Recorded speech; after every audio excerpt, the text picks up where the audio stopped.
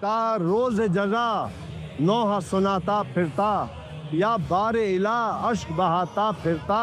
امداد نہ کرتے جو ترس کھا کے حسین، اسلام تیرا ٹھوکریں کھاتا پھرتا۔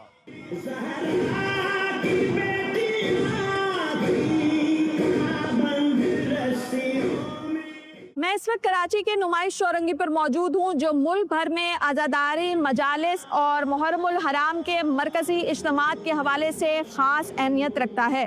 یہاں سے 9 اور 10 محرم کے جلوس برآمد ہوتے ہیں۔ خاص کر 10 محرم کو نشتر پارک سے برآمد ہونے والا بڑا جلوس اپنے روایتی راستوں سے ہوتا ہوا حسینیہ ایرانیہ پر اختتام پذیر ہوتا ہے۔ اس وقت بھی بڑی تعداد میں یہاں عزاداران موجود ہیں۔ پاکستان میں بسنے والی شیعہ برادری کے ایران سے مذہبی اور جذباتی وابستگی بہت گہری ہے۔ اس حوالے سے آج ہم ان سے یہ جاننے کی کوشش کریں گے کہ حالیہ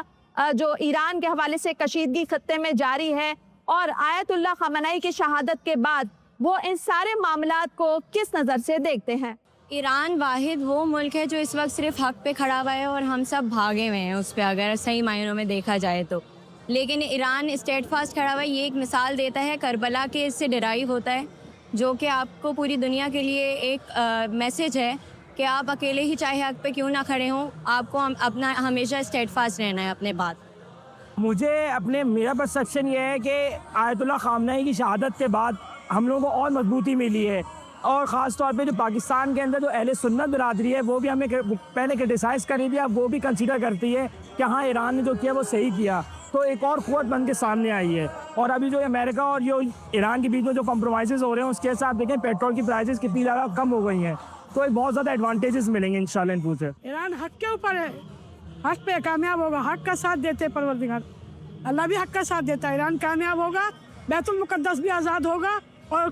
زندان شام بھی آزاد ہوگا، کیونکہ اب ملکۃ العرب ہے بی بی زینب سلام اللہ علیہ، ان کا روزہ تھوڑی آزاد ہے، بی بی ملکۃ العرب بی بی خدیجہ الکبریٰ کی نواسی ہے، رسول خدا کی نواسی ہے۔ نعرہ حیدر ہی یا علی۔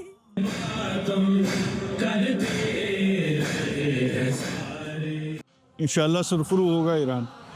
انشاءاللہ، اور ہو چکا ہے، نہیں ابھی تک کمزور نہیں پڑا ایران، اور نہ کبھی ایسا ہوگا، کہ یہود و نصارہ ہمارے دوست نہیں ہو سکتے، یہ طے شدہ امر ہے، یہ ختم ہو جائیں گے سر، یہ رہیں گے نہیں، کیونکہ جو اسرائیل کی جارحیت ہے وہ اس معاہدے کو رہنے نہیں دے گی۔